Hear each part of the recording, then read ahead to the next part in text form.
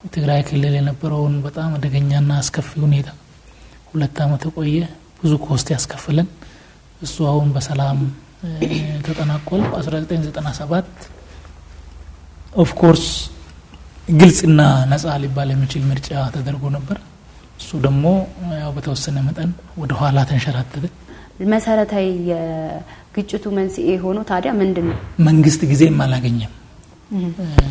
አንድ ጊዜ በግራ ሌላ ጊዜ በቀኝ ሌላ ጊዜ ደግሞ በውጪ እንዳይረጋጋ የሚያደርጉ ነገሮች ነበሩ። ተካሄዱ ያሉ ግጭቶችና ውጊያዎች የጥቂት ቡድኖች ጥያቄ ብቻ ነው ወይ ይሄንን ግጭት የፈጠረው ማለት እንችላለን? የግጭት መሰረታዊ መነሻ ለኦሮሚያም ሊሆን ይችላል፣ ለትግራይም ሊሆን ይችላል፣ ለአማራም የተለየ አይሆንም።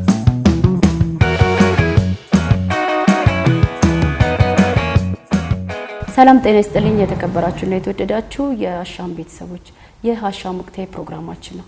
በዛሬው አሻም ወቅታዊ ፕሮግራማችን በተለያዩ ወቅታዊና ሀገራዊ ጉዳዮች ውይይት ለማድረግ የሰላም ሚኒስተር ዴኤታ የሆኑትን አቶ ታዬ ደንደአን ጋብዘንላችኋል። አብራችሁ እንድትቆዩ ስጋብዛችሁ ፕሮግራሙን አዘጋጅቼ ያቀርብኩላችሁ ከመላው የስቱዲዮ ባልደረቦች ጋር እኔ ኢየሩሳሌም አለሙ ነኝ። አብራችሁ ቆዩ። አቶ ታዬ ጥሬና ክብረው ለዚህ ቃለ መጠይቅ ስለተገኙ በተመልካቾቻችን ስም በጣም አድርጌ አመሰግናለሁ። እኔም አስባችሁበት የሰላም ሚኒስቴር መልእክት ለህዝቡ እንዲደርስ ስለመጣችሁ አመሰግናለሁ። እሺ እኛም እናመሰግናለን። እንግዲህ ወደ መጀመሪያው ጥያቄ ስገባ እንደው በኢትዮጵያ አሁን ያለውን ፖለቲካዊ፣ ማህበራዊ፣ ኢኮኖሚያዊ እንዲሁም ደግሞ አጠቃላይ የሀገሪቷን ሁኔታ እንደው ለመግቢያ ያክል እንዴት ይረዱታል? ያው በዋናነት እኛ እንደ ሰላም ሚኒስቴር የሚመለከተን የሰላም ጉዳይ ነው። ደግሞ ሰላም ለብቻው ተነጥሎ የሚቆም አይደለም። ከፖለቲካው ጋር ትስስር አለው፣ ከማህበራዊ ጉዳይ ጋር ትስስር አለው፣ ከኢኮኖሚው ጋር ይተሳሰራል። ስለዚህ አንድ ላይ ያው ስለ ሰላም ስለሆነ በዚህ ደረጃ ማየት ይቻላል።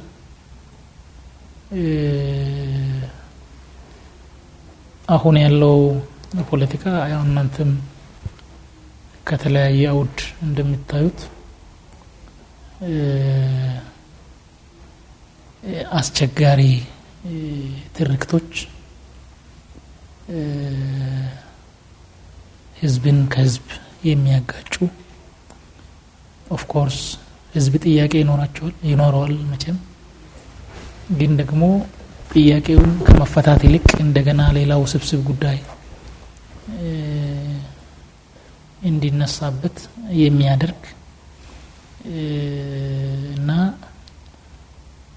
ብልሽት ያለበት ነው ማለት እንችላለን። ህብረተሰቡ በተለያዩ ሌሎች ጉዳዮች ችግር አለበት፣ የማይቀር ነው። ኢኮኖሚ ችግሩ አለ፣ የሰላም ችግሩ፣ ጸጥታ ችግሩ አለ፣ ከማህበራዊ ሁኔታ ጋር ተያይዞ ችግሮች አሉ። ይሄንን ተባብሮ በጋራ ፈተናውን ማለፍ እንዳይችል ደግሞ ውስጡ ላይ በአንድነት እንዳይቆም ግንኙነቱን የሚያሻክሩ ጽንፍ የወጡ ከግራም ከቀኝም ከውስጥም ከውጭም በዛ ደረጃ ችግር እየፈጠሩ ያሉ ትርክቶች አሉ። እንግዲህ ያ ትርክት እና ያለው በተለያየ አካባቢ የሚታየው የግጭት ሁኔታ አማራ ክልል ችግር አለ። አማራ ክልል ብቻ አይደለም፣ ጋምቤላ ክልል ችግር እንደነበረ ሰምታችኋል ቅርብ ጊዜ። ትግራይ ክልል የነበረውን በጣም አደገኛና አስከፊ ሁኔታ 2 አመት ቆየ። ብዙ ኮስት ያስከፈለን እሱ አሁን በሰላም ተጠናቋል። እሱም ገና የተፈናቀሉ የተጎዱ ብዙ ነገሮች፣ ብዙ መጠገን ያለባቸው መታየት ያለባቸው ሱፐርቪዥን የሚፈልጉ አሉ። መልካም ይሄንን ካለን ዘንድ እንደው እዚሁ ጋር ተያይዞ ባንድ ወቅት እርሱ ወደ ትግራይ አሁን ባቀኑበት ጦርነቱ መደረግ እንዳልነበረበት ሰባይና ብዙ ቁሳዊ ውድመቶች እንዳስከተለ ንግግር ሲያደርጉ ተደምጧልና እንደው በፕሪቶሪያው ሰላም ስምምነትም ይሄ ጦርነት ተጠናቋል። ከዛ በኋላ ግን እንደው 8 ወርና 7 ወር ባልሞላ ጊዜ ውስጥ ደግሞ ሌላ ግጭት በአማራ ክልል ተከስቷል። እንደው ይሄ እንደ አንድ ፖለቲከኛ እርሱ እንዴት ያዩታል? እንደው በጥቂት ወራት ውስጥ ደግሞ ሌላ ግጭት መከሰቱ የሀገሪቷን ሁኔታ እንዴት ያሳያል ወይም ደግሞ ምን አይነት ምስል ይሰጠናል? ያው የትግራይ ጦርነት የኢኮኖሚ ኮስቱ፣ የሰብአዊ ኮስቱም፣ የዲፕሎማሲ ኮስቱም፣ የማህበራዊ ትስስር ኮስቱም በጣም ትልቅ ነበረ። እሱ መደረግ አልነበረበትም። ሆነስትሊ የኛ ችግሮች በራሳችን በቤታችን መጨረስ ነበረብን። እየመረረንም ቢሆን መነጋገር ነበረብን። በንግግር ቢያልቅ ብዙ ትልቅ ነገር ነው ሴቭ ማድረግ የምንችለው። ከዛ መማር ሲገባን እንደገና አሁንም አልተማርንም። ኦፍ ኮርስ የኛ የፖለቲካ ታሪክ ከውጪም ጋር ከውስጥም ጋር ከራሳችንም ጋር ያው በግጭት ላይ የተመሰረተ ሁሉንም ወይ ሙሉ በሙሉ ማሸነፍ ወይ ሙሉ በሙሉ ማጣት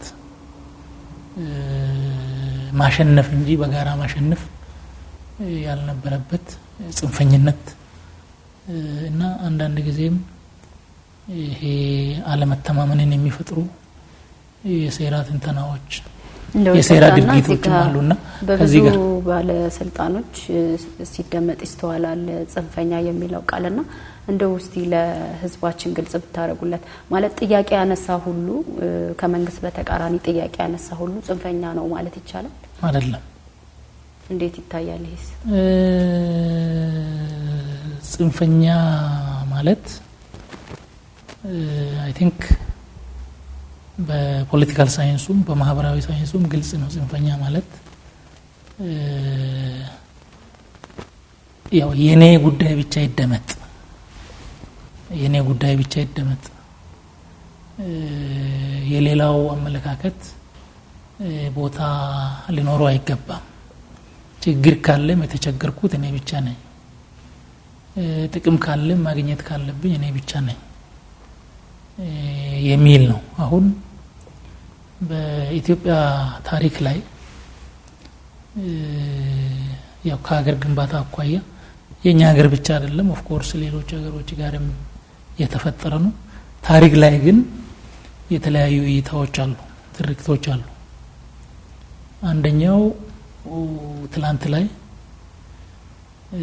ምንም ችግር አልነበረም፣ ፍጹም የነበረ ስርዓት ነው የሚል አመለካከት ያለው አለ። በዚህ ደረጃ መመልከት ብዙም ችግር ላይኖረው ይችላል። ሌላው ግን ትላንት ውስጥ ምንም መልካም ነገር አልነበረም የሚል ደግሞ አለ። ይሄም በአመለካከት ደረጃ አመለካከት ነው፣ ችግር የለው። ነገር ግን አንደኛው የኔ ብቻ ትክክል ስለሆነ ሌላውን አይነት ከኔ አመለካከት ተቃራኒ የሆነውን እሳቤ የያዘ አካል በግልም በቡድንም ሊኖር አይገባም፣ ሊጠፋ ይገባል የሚል አይነት አመለካከት ከመጣ ምንድነው ያንተ የት ነው ያንተ ችግር የት ጋር ነው ያንተ ፍላጎት ምንድነው የሚለውን ለማዳመጥ ምንም አይነት ፍላጎት ሳይኖረው ራሱ ብቻ መናገር የሚፈልግ እሱ ነው ጽንፈኛ ማለት እንጂ የመልካም አስተዳደር ችግር በሁሉም አካባቢ አለ፣ የፍትህ ችግር አለ።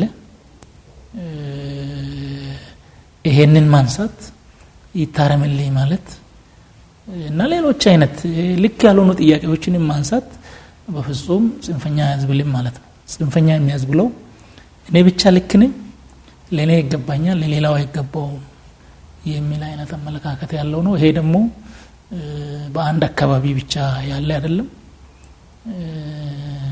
በሁሉም አካባቢ የሚታይ ነው። ዝቅ ብሎ ቀበሌና ወረዳ አካባቢም የኔ ብቻ የሚል አለ። እሱ ነው ጽንፈኛ ማለት። መልካም እንደው ወደ ዋናው ነጥባችን ስንመለስ እንደው ጠቅለል አድርጎ ባሳለፍናቸው የሁለት ዓመታት የትግራይ ጦርነት ከሱ ደግሞ በመለስ አሁን ባለንበት በአማራ ክልል በሚካሄዱ ግጭቶችና ውጊያዎች እንደው አጠቃላይ ሀገሪቷን ምስል ምን ይሰጠናል? እንደው የእርሱ አረዳድ ምን ይመስላል በዚህ ዙሪያ ባጭሩ? እንግዲህ የኛ የፖለቲካ ታሪክ አሁንም ከግጭት መላቀቅ አልቻለም፣ ገና ብዙ ስራ ይጠይቃል የሚል ነው ለኔ ምልክት የሚሰጠኝ። ምክንያቱም 1983 ጀምሮ የፌደራል ስርዓቱ ተዋቅሮ የዲሞክራሲ መለማመድ ሙከራዎች ነበሩ። እሱ አድጎ 1997 ኦፍ ኮርስ ግልጽና ነፃ ሊባል የሚችል ምርጫ ተደርጎ ነበር። እሱ ደግሞ ያው በተወሰነ መጠን ወደ ኋላ ተንሸራተተ። ከዛ በኋላም 2010 በሰላማዊ ትግል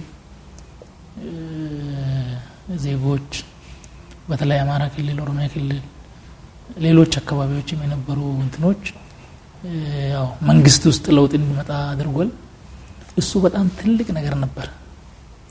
ኢህአዴግ በህዝብ ጫና ደግሞ በሰላማዊ መንገድ ህዝብ ተባብሮ ግልጽ ሆኖ ምንም ነገር ሳያበላሽ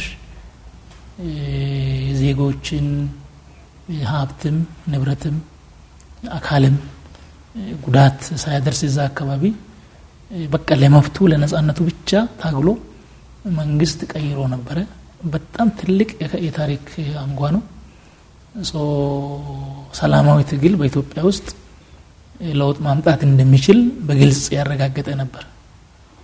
ትልቁ ችግር ከዛ በኋላ ደግሞ እንደገና እሱን ማጉላት እሱን ማሳደግ ሲገባን እሱን ወደ አደረጃጀት እሱን ወደ ዲሞክራሲ ልምምድ እሱን ወደ ፓርቲ ማምጣት ትተን እንደገና ወደ ግጭት አዙሪት መመለስ ያልነበረብን መሆኑን በግሌ አምናለሁ። የትግራይ ግጭት መጀመሪያ ላይ ያው የስልጣን ላይ የነበሩ በመከላከያ እንደገና በደህንነትም የስልጣኑን ለቆ ሲወጡ ከዛ በኋላ ግን ኦፍ ኮርስ እዛ ብቻ የነበረ አይደለም።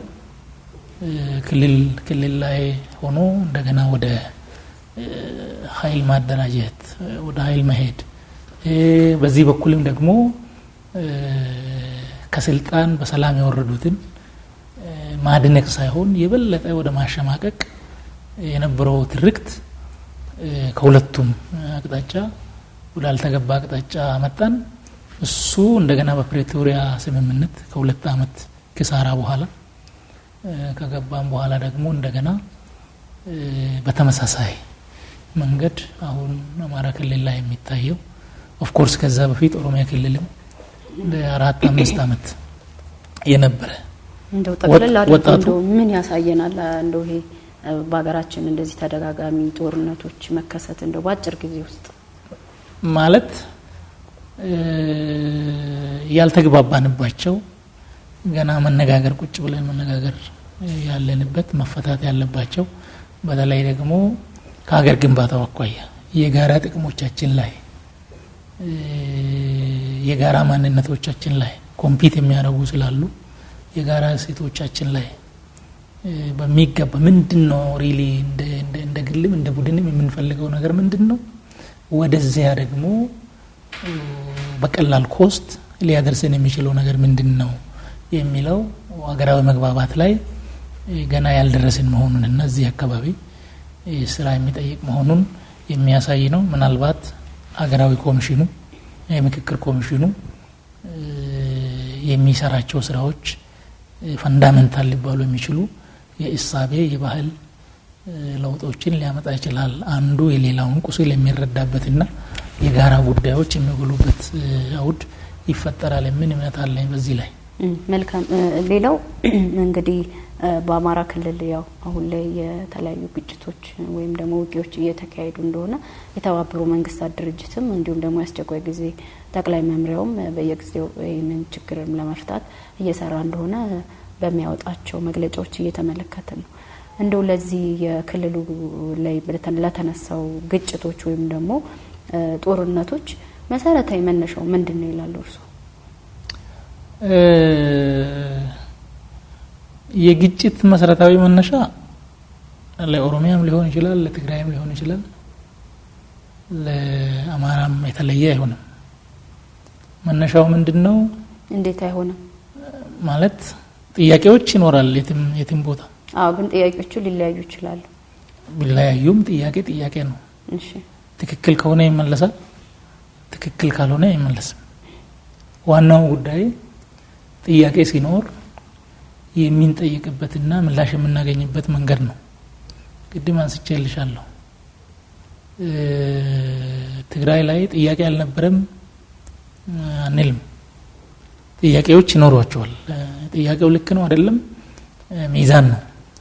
ኦሮሚያ ላይም ጫካ የገቡ ከለውጡ በኋላ ጥያቄዎች አሏቸው። ጥያቄው ልክ አይደለም፣ ልክ ነው፣ ሌላ ጥያቄ ነው። አማራ ክልል መሆን የሚነሱ ጥያቄዎች አሉ። ጥያቄው የሚመዘንበት ተመዝኖ ልክ ነው አይደለም ሌላ ጉዳይ ነው። ዋናው ጉዳይ ግን የኛ ባህል የፖለቲካ ባህሉ ጥያቄዎች ሲኖሩን ያንን ጥያቄ አደራጅተን በሰላማዊ መንገድ በህጋዊ መንገድ ከራራ አድርገን ከመጠየቅ ይልቅ ወደ ጉልበት ወደ አመጽ መሄዱ ነው ችግሩ። ስለዚህ የክልሉ መሰረታዊ ጥያቄና የግጭቱ መነሻ ምንድነው ይላሉ እርሱ? የክልሉ መሰረታዊ ጥያቄዎች እዛ አካባቢ ለግጭቱ መነሻ የሆኑ ማለት ነው። ማለት የግጭቱ መነሻ የሚቀርቡ ነገሮች አሉ የተለያዩ። እዛ ዝርዝር ጥያቄ ውስጥ እኔ እንደግል አይደለም። አንድ ፖለቲከኛ የክልሉ መሰረታዊ የግጭቱ መነሻ ነው የሚሉት እንደው በእርሶ ምልከታ ምንድነው? የሚነሱ ነገሮች እኮ አሉ ማለት የመልካም አስተዳደር ጥያቄዎች አሉ። ይሄ ሁሉም ቦታ አለ የመልካም አስተዳደር ጥያቄ። የሚነሱ ኢኮኖሚያዊ ጥያቄዎች ሊኖሩ ይችላሉ። እንደው ቤዚካሊ ለዚህ ግጭት መንስኤ ነው ተብሎ እንደው ባጭሩ የሚቀመጥ ነገር እንደው በእርሱ አስተያየት ምንድነው? እኔ ለግጭቱ መነሻ ነው ብዬ የማስበው ጥያቄ ነው የሚል መነሻ የለኝም። እኔ ምንድነው ማለት ጥያቄ ለግጭት መነሻ ይሆናል መሆንም አለበት ብዬ አላምንም። ምክንያቱም ግን ግጭቱ ኦሬዲ ተከስቷል። ስለዚህ ተከስቷል። ግን እሱ የተከሰተው ግጭቱ ጥያቄዎች አፈታት ላይ የምንከተለው መንገድ እንጂ ጥያቄ መኖር አለመኖር አይደለም። ጥያቄ የሌለው የለም። ጥያቄ አለ በብዙ ቦታ በብዙ አካባቢ። ያ ህዝብ ጥያቄ የለውም እያልኩ አይደለም። የተለያዩ ጥያቄዎች ይነሳሉ። እሱን ያው ፍሬም አድርገው ያን ጥያቄ በአግባቡ በህጋዊ መንገድ በሰላማዊ መንገድ ማቅረብ ነው ጠንከር አድርገው እንጂ ወደ ግጭት ማምራት መፍትሄ አላመጣም በታሪክ ውስጥ። አሁንም መፍትሄ ሊያመጣ አይችልም። ችግሩ እሱ ነው የሚልሽ። ስለዚህ ወደ ማክረር ወደ ጫፍ መሄድ ነው ችግሩ እንጂ ጥያቄዎቹ አይደሉም። ጥያቄዎቹ ምናልባትም የሁሉም አካባቢ ጥያቄዎች ሊሆኑ ይችላሉ ሲታዩ ማለት ነው። እዚያም ያለው አሁን አንዱ ጥያቄ ለምሳሌ ከመዳበሪያ ጋር የሚያያዝ ነው። አርሶ አደሩን በሚገባው ልክ መዳበሪያ አላገኘም የሚል ነው። እሱ ችግሩ እዛ ብቻ አይደለም፣ ሁሉም ቦታ አለ። እንደው ማዳበሪያ መሰረታዊ ነገር ቢሆንም ለአርሶ አደሩ እንደው ማዳበሪያ ግን ለግጭትና ለጦርነት መንስኤ መሆን ይችላል አልኩሽ እኮ ቤዚካሊ ሌላ ጥያቄ የለውም ሌላ ጥያቄ የለውም እያልኩ አይደለም ነው ማለት አንደኛ የተፈጠረው የማዳበሪያ ጥያቄ አሁን ግንቦት አጋማሽና ሰኔ ውስጥ ነው በክልሉ ግን ግጭቶች መበርታት ከጀመሩ ላለፉት 5 ወራት ሆኖታል ስለዚህ የወሰንና የማንነት ጥያቄዎች ይነሳሉ እንዲሁም ደግሞ በተለያዩ አገሪቱ አካባቢዎች ላይ ደህንነታችን አልተጠበቀም የሚል መሰረታዊ የመኖርና ያለመኖር ህልና ጥያቄዎች ይነሳሉ ማዳበሪያ አሁን የመጣ ነው ይሄንን አብሮ እንዴት ማስታረቅ ይቻላል እንዲሁም ደግሞ እንደው በእርሱ አስተያየት ይሄ እንደው የሚነሳው ነው እነሱ የሚያነሷቸው ጥያቄዎችና አንዳንድ የክልሉ ኤሊቶች ይሄንን ሲጠቅሱ ስለሚሰማ ነው እንዲሁም ደግሞ ራሱ ርዕሰ መስተዳድሩ በቅርቡ የተመረጠውትም አቶ አረጋ ከበደም ችግሮች ጥያቄዎች እንዳሉ ያልተመለሱ ያደሩ እንዳሉና ለግጭት መንስኤ እንደሆኑም ሲናገሩ ተደምጧል እንደው እርሱ ጋር ደግሞ እንደ ግጭቱ መንስኤ ነው የሚሉት እንደ አንድ ፖለቲከኛ ነው እሱን የጠየቁት ጥያቄ ለግጭት መነሻ አይሆንም ብዬ ነበር እሱን ከረሳሽ ነው እንጂ ጥያቄ ለግጭት መንስኤ ጥያቄው ካልተመለሰስ ማለት የሚመለስበትን በሰላማዊ መንገድ መጠየቅ ነው ማለት ጦርነትን እንደ መፍት ልክ ነው እንድልሽ ነው የፈለግሽው እንደዛ ሳይሆን ጥያቄዎች በሰላማዊ መንገድ ሰልፍ ወጥተው በሰላማዊ ሰልፍ እንዲሁም በተለያዩ በቢሮዎች ተጠይቀው ካልተመለሱ ብዙ ጊዜ ወደ ትጥቅ ትግል ይገባሉ እንደዚህ አይነት ነገር አማራጭ ነው ተብሎ ባይወሰድም ግን ደግሞ መሰረታዊ የግጭቱ መንስኤ ሆኖ ታዲያ ምንድነው እሱን ነው የጠየቁት መሰረታዊ የግጭቱ መንስኤ ለጥያቄው መልስ የተፈለገበት አግባብ ነው መልሽ ማለት አሁን የወሰንና የማንነት ጥያቄ ይነሳል በተደጋጋሚ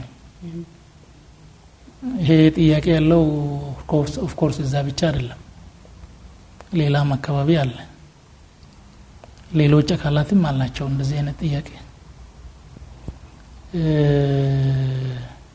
ነገር ግን አንድ ሀገር ውስጥ ሆነን ደግሞ በአንድ በኩል በሁሉም ቦታ ተንቀሳቅሰን በነጻነት መኖር በነጻነት መስራት ህገ መንግስቱ መብት ሰጥቶናል እሱ ይከበርልን ብለን በመንከራከርበት አውድ ላይ የሆነ አካባቢ በኢትዮጵያ ወሰን ውስጥ ወደ አንድ አካባቢ ሄዷል ወይም ወደ ሌላ አካባቢ ሄዷል በሚል ሰይፍ እስከመማዘዝ መድረስ አግባብ ነው የሚል እምነት የለኝም እኔ ምክንያቱም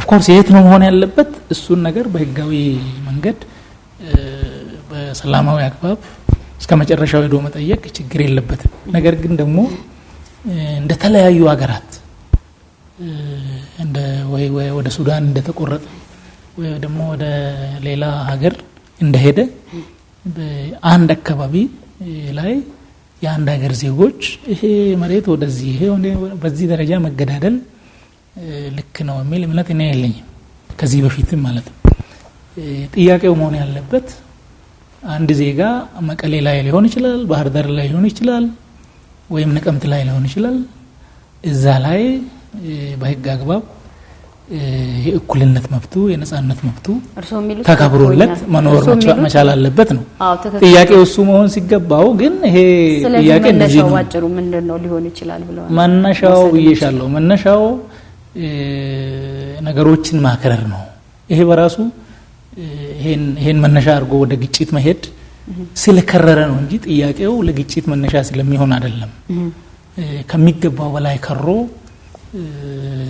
ወደ ጫፍ ተወስዶ ልክ የተለያየ አይነት ማለት ከኢትዮጵያ አውድ ውጪ አድርገን ነገሮችን በደንብ ከሚገባው በላይ ለጥጥን እዛ ላይ ትኩረት ሆኖ እና ሚዲያው ደግሞ በተሳሳተ መንገድ እሱን ነገር በማጦዝ ምናልባት አንዳንድ አካባቢዎች በሁሉም አካባቢ በተመሳሳይ ሁኔታ ምናልባትም ደግሞ በከፋ መልኩ ያሉ ችግሮች የጋራ ችግሮች ናቸው እንዴት በተደመረ መንገድ በተደማመጠ መንገድ ለጋራ ችግሮቻችን መፍትሄ እናመጣለን የሚል አሰራር ወደ ጎን በመተው አንድ አካባቢ ላይ እንትን አድርገው የትብብር መንፈሱ ራሱ እንዲሰበር በማድረግ ወደ ግጭት ዜጋው እንዲያመራ ተደርጓል ባይነኝ እንጂ ጥያቄዎች 10 15 20 30 ሊኖር ይችላል። ያ ጥያቄ በደንብ ፍሬም ተደርጎ መጠየቅ ይኖርበታል፣ መመለስም አለበት። የአማራ ክልል ብቻ ሳይሆን የማንኛውም ዜጋ በኢትዮጵያ በቡድንም በግልም እሱ መመለስ አለበት። ስለዚህ እሱ በሌላ አገላለጽ ጥያቄዎች አለመመለሳቸው የግጭት መንስኤ መሆን ይችላል ማለት እንችላለን። ጥያቄዎች አለመመለስ እንደ ምክንያት ሊሆኑ ይችላሉ። ግን ጥያቄዎች ራሳቸው በሚገባ ወጥ በሆነ መንገድ ተደራጅተው ቀርበው በሚቀርቡበት አግባብ ሪሊ በአግባቡ ተጠይቋል ወይ የሚለውም ጥያቄ አለ። እሺ መልካም። እንደው ወደ ሌላ ጥያቄ ስገባ በአማራ ክልል የተነሳው ግጭት መንግስት የጥቂት ቡድኖች ጥያቄ እንደሆነ በተለያየ መድረክ ሲያሳውቀን ሰምተናል። እንደው እውነት መንግስት እንደሚለው የአማራ ክልል ግጭት ወይም ደግሞ እየተካሄዱ ያሉ ግጭቶችና ውጊያዎች የጥቂት ቡድኖች ጥያቄ ብቻ ነው ወይ ይሄንን ግጭት የፈጠረው ማለት እንችላለን? እርሱ እንደው እንደ አንድ ፖለቲከኛ ይሄንን እንዴት ያዩታል? ማለት እኔ ቅድም ካልኩሽ ውጪ አይደለም። ምክንያቱም ህብረተሰቡ ከምንም በላይ ሰላም ይፈልጋል ባይ ነኝ እኔ። ምክንያቱም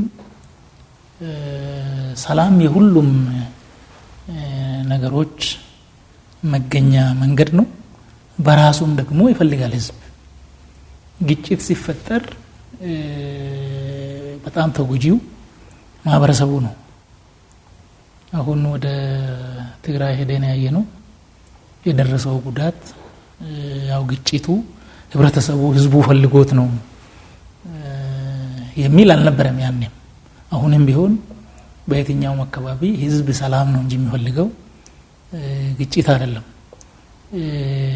የህዝብን ጥያቄዎች በማጦዝ እና በመጠምዘዝ ህብረተሰብ ወደ ግጭት እንዲገባ የሚያደርግ ጥቂት ቡድኖች ናቸው የሚለው ነገር የሚያስማማ ይመስለኛል። ችግር ካለ ተጨማሪ ችግር መፍጠር ሳይሆን ያ ችግር በሚፈታበት አግባብ ላይ መነጋገር ያስፈልጋል። ትግልም ካስፈለገ ጦርነት መማዘዝ ሳያስፈልግ ሌሎች ሰላማዊ ትግል አማራጮች አሉ። ምን ለምሳሌ ምን አይነት አማራጮች? ምን ከዚህ በፊት እኮ ነግሬሻለሁ። አሁን በ2010 ኢህአዴግ ውስጥ መንግስት ለውጥ እንዲመጣ ያደረገው በታንክ ወይም በሌላ ትላልቅ መሳሪያ ተዋግቶ የመጣ የለም። ህብረተሰቡ ህዝቡ ወጣቱ ሌላ ጉዳት ሳያደርስ በዛ ደረጃ ሰላማዊ ትግል መደገፍ የሚችለው ምንም አይነት መጨረሻ ራሱ እሱ በህጋዊ አግባብ በፍርድ ቤት በሌሎች በፌዴሬሽን ምክር ቤት በተለያየ ነገር በተደራጀ መንገድ በራሱ ወኪሎች ግልጽ የሆኑ የተደራጁ ጥያቄዎችን ጠይቆ ያ ጥያቄ ሳይመለስ ሲቀር ጫፍ ላይ ያለው አማራጭ አሁንም ሰላማዊ ሆኖ ግን ያው መንግስትን ወደ ማስገደድ የሚካሄድበት መንገድ ይኖራል። ግን ወደ ጦርነት ወደ ሌላ ቀውስ ወደ ንብረት ውድመት ወደ ህይወት መጥፋት የሚወስደው መንገድ የህዝብ ፍላጎት ነው ብዬ አላምንም። ግን እንደው የታጣቂ ቡድኑ ጥያቄ የህዝቡ ጥያቄ አይደለም ማለት እንችላለን መንግስት እንደሚለው? እንደው በእርሱ አስተያየት በትክክል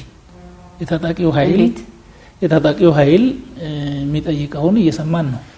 እናንተም ተሰምታችኋል። ምንድነው የሚጠይቀው? ማለት አሁን ይሄ ጫፍ ወጣ ህብረተሰቡ ማለት የሚፈልጋቸውን ነገሮች ሊመለሱለት የሚገባው ከለውጡ በፊት የነበሩ ጥያቄዎችም ነበሩ። የልማት ጥያቄዎች ይኖሩታል። ምናልባት ከሰብአዊ መብት ጋር ተያይዞ የሚኖሩ ጥያቄዎች ይኖሩታል። እነዚህ ጥያቄዎች መመለስ አለባቸው የሚል ጥያቄ ይኖራል ህዝብ ያ ሲኖረው ግን ያንን የሚመሩት የሚያንቀሳቅሱት ያንን ህዝብ የበለጠ ከሌሎች ወገኖቹ ጋር መቃቃር ውስጥ እንዲገባ እንዲጠረጠርም ጭምር የሚያደርግ ትርክት ነው የሚተርኩት።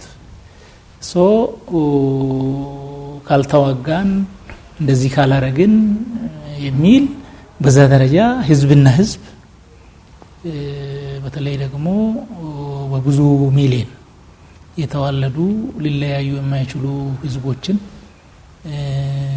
እና እኩል ችግር ውስጥ ያሉ ከሱ ጋር በመፈናቀሉም በሌሎች ጉዳቶችም በሰብአዊ መብትም ሌሎች ችግሮች በጋራ እኩል እየተቸገረ ያለ እንዴት በጋራ ሆነን የጋራ ሀገራችንን እንገነባለን፣ ካለብን ችግር እንዴት እንወጣለን፣ የኢኮኖሚውን ችግር እንዴት እናሸንፋለን፣ የመልካም አስተዳደሩን ችግር እንዴት እንፈታለን፣ መንግስት ጥያቄዎቻችንን እንዲመልስ እንዴት በጋራ እንተባበር የሚል ቢሆን ምንም ችግር የለበትም። ያው እኔ መንግስት አካል ነኝ በእንትን ያ መሆን ሲገባው ግን በሌላ በኩል የሚነዛው ትርክት ከጀርባ ያለው ልክ ያልሆኑ አመለካከቶች አሉ። ግጭቱን ፊውል የሚያደርጉ ወደ ጫፍ እንዲሄድ ወደ መገዳደል እንዲሄድ የሚፈልጉ በጣም ጥቂቶች ናቸው ባይ ነኝ። ስለዚህ የቡድኑና የህዝቡ ሀሳብ የተለያየ ነው ማለት ነው። የተለያየ ነው።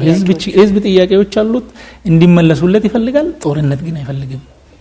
መልካም። ሌላው እንግዲህ በህዝብ ተወካዮች ምክር ቤት እንግዲህ በቅርቡ ነሐሴ 8 2015 ዓ.ም የቀድሞ የአማራ ክልል ርዕሰ መስተዳድር የነበሩት አቶ ገዱ አንዳርጋቸው ገዢው ፓርቲ ብልጽግና ራሱ ችግር ይፈጥርና ራሱ ደግሞ መልሶ የመፍትሄ አካል ለመሆን ሲጥር ይታያል ይላሉ። እውነት እርሱም ያው እዚህኛው ፓርቲ ውስጥ ስላሉ ወይም ደግሞ የዚህ መንግስት አካል ስለሆነ ነው ይህን ጥያቄ ማነሳለሁ። እንደው አቶ ገዱ እንዳሉት የብልጽግና መንግስት የሚመራው ስርዓት ችግር ጠንስሶ መፍትሄ ፈላጊ ነው ማለት እንችላለን ወይ? እንደው አቶ ገዱ እንዳሉት ይሄንን እኔ በበኩሌ ግምገማው የለኝም። ማለት ችግሮች ይፈጠራሉ፣ መንግስት ያንን ችግር ለመፍታት ይሞክራል። በሂደቱ ደግሞ የሚፈጠሩ ስህተቶች ይኖራሉ። ያ ስህተት ያው ሌሎች ችግሮችን ሊያስከትል ይችላል። ያው የሚሰራው ሰው ስለሆነ ያው ደግሞ በኔ እይታ መወሰድ የነበረባቸው ሳይወሰዱ የቀሩ መስተካከል የነበረባቸው በጊዜ ያልተስተካከሉ ነገሮች እንዳሉ ኦፍ ኮርስ መንግስትም ውስጡ ላይ ችግሮች እንዳሉ መስተካከልም እንዳለባቸው እንደሚያምን እና በተለያየ ጊዜም ገልጿል። ነገር ግን ደግሞ ሆን ብሎ መንግስት በራሱ ህዝብ ላይ በራሱ ሀገር ላይ ግጭት አቅዶ ጠምቆ እንደገና በኋላ ችግር ፈቺ ለመሆን ይፈልጋል የሚለውን ነገር ትክክል ነው ብዬ አላምንም። የነበርንበትን ሁኔታ አይ ቲንክ ማየትም ያስፈልጋል። ግጭቱ ነው ለውጡ እንደመጣ ብዙም ሳይቆይ ነው ወደ ግጭት ወደ ረብሻ የተገባው። ያው ታውቃላችሁ መጀመሪያ ችግሩ የጀመረው ከኦሮሚያ አካባቢ ነው። ያ ለውጡም ደግሞ ሪፎርም እንደመሆኑ ውስጥ ላይ የነበሩት ሙሉ በሙሉ አዲሱን የለውጥ እሳቤ የተላበሱ ብቻ ናቸው ማለት አይቻልም። በፊት ከነበረው አሰራር ከእሳቤው ጋር የነበሩ አሉ። እሱን ለማጥራት በአመለካከትም በአስተሳሰብም ያንን ወደ መስመር ለማስገባት መንግስት ጊዜም አላገኘም። አንድ ጊዜ በግራ ሌላ ጊዜ በቀኝ ሌላ ጊዜ ደግሞ በውጪ እንዳይረጋጋ የሚያደርጉ ነገሮች ነበሩ። የሴኩሪቲ ሁኔታውም አደረጃጀቱ አወቃቀሩ በጣም ብዙ ችግር እየነበረበት ነው። እዛ ላይ ደግሞ የሴራ ትንተና ስለነበረ ውስጥ ራሱ የነበሩ በጋራ ተባብሮ አግዞ ነገሮችን ከማጠናከር ይልቅ ባልተገባ መንገድ አንዱ ሌላውን እየሳለ ችግር እያመጣ ነበርና የሚመስሉ ለምን መሰላቸው አይባልም። ነገር ግን ደግሞ ያ ነገር በዛ ልክ ሆን ብሎ አቅደው ችግር ይፈጥራሉ የሚል ግምገማ ትክክል አይመስለኝም። መልካም እንግዲህ በዚሁ በአቶ ገዱ አንዳርጋቸው ንግግር እዛው ፓርላማ ላይ ነውና ለፖለቲካዊ ቀውሶች ፖለቲካዊ መፍትሄ እንጂ ወታደራዊ የሆነ መፍትሄ አያስፈልግም ይላሉ። እርሱ ይጋሩታል ይሄንን? ያ በተወሰነ መጠን ይሄ ትክክል ነው። ትክክል የሚሆነው ምንድነው? ችግሩ የፖለቲካ ከሆነ መፍትሄው የፖለቲካ መሆን አለበት። እዚህ ላይ ልዩነት የለም። የፖለቲካ ችግሮች ይኖራሉ። ፖለቲካዊ ውይይት ምክክር ያስፈልጋል። ችግሮች በዛ መንገድ መፈታት አለባቸው። የነበርንበት የግጭት አዙሪትም የሚፈታው በዚህ መንገድ ነው። ሁሉም ትዕግስት ኖሮት የሚፈልገውን ጉዳይ በድርድር በንግግር በምክክር መፍታት ለዛ ዝግጁ መሆን ይኖርበታል። ማሸነፍ እና የበላይነት ማግኘት በእኔ መንገድ ብቻ የሚለው ነገር መቅረት አለበት። እንነጋገር እንደራደር የሚለው ልክ ነው። ነገር ግን ደግሞ አንድ ሀገር ውስጥ የሚያስተዳድር መንግስት ካለ የፖለቲካ ጥያቄውን በጉልበት ይመልሳለሁ፣ መፍትሄ የማገኘው በጉልበት ነው በትጥቅ ነው ብሎ ከመጣ እሱ ነገር የፖለቲካ ንግግር አካል አይሆንም ማለት ነው። ያ ነገር ያው ከቲፒኤልኤፍ ጋር የነበረው መሪሁ እሱ ነው። ቲፒኤልኤፍ ጥያቄዎች አልነበሩትም ማለት አይቻልም። ጥያቄው ልክ ነው አይደለም ሌላ ነገር ሆኖ ማለት ነው።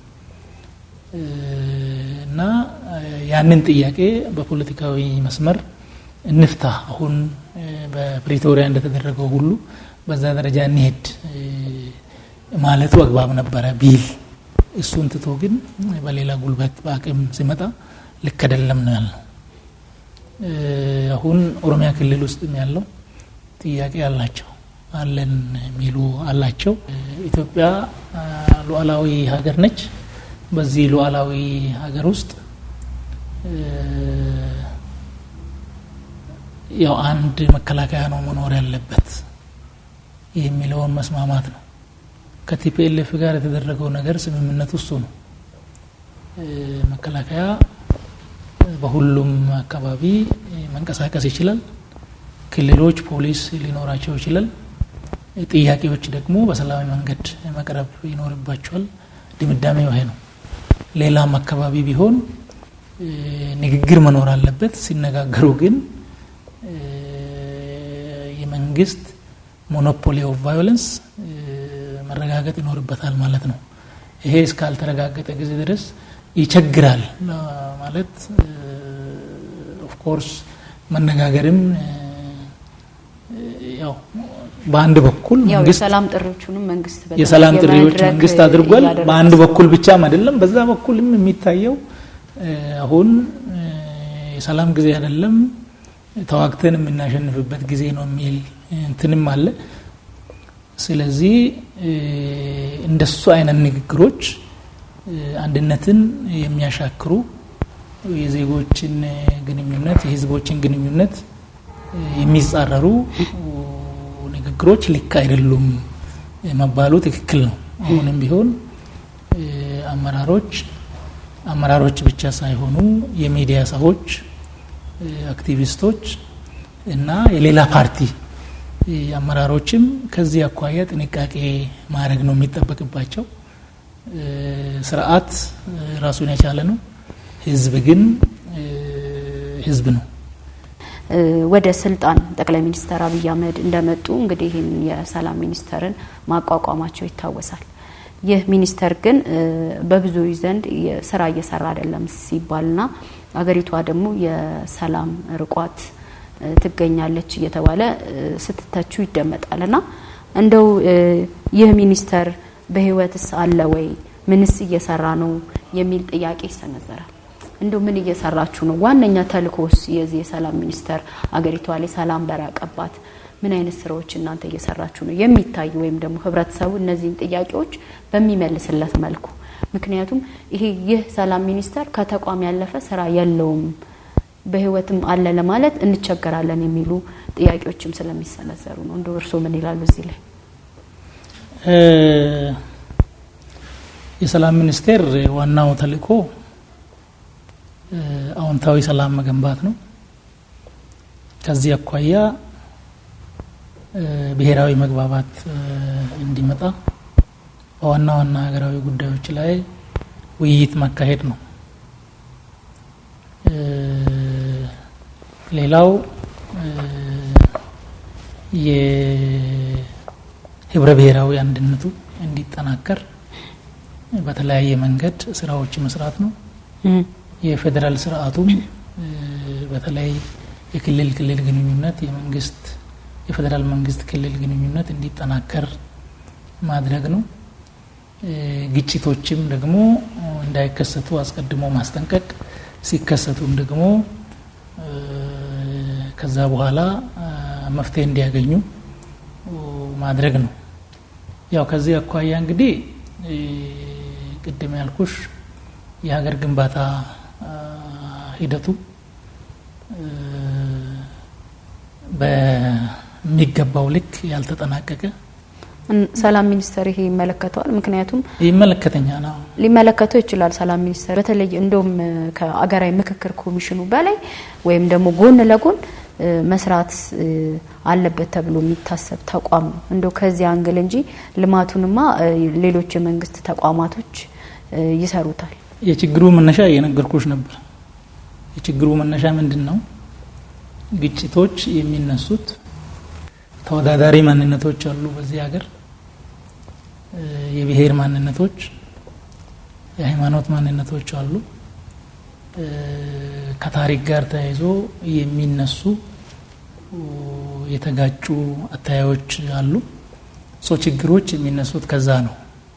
ያ ሳይታረም ያ አመለካከት አስተሳሰብ መስመር ሳይይዝ መሬት ላይ የሚፈጠረው ግጭት ኦሎፍ ዘደን ሊቀር አይችልም ማለት ነው።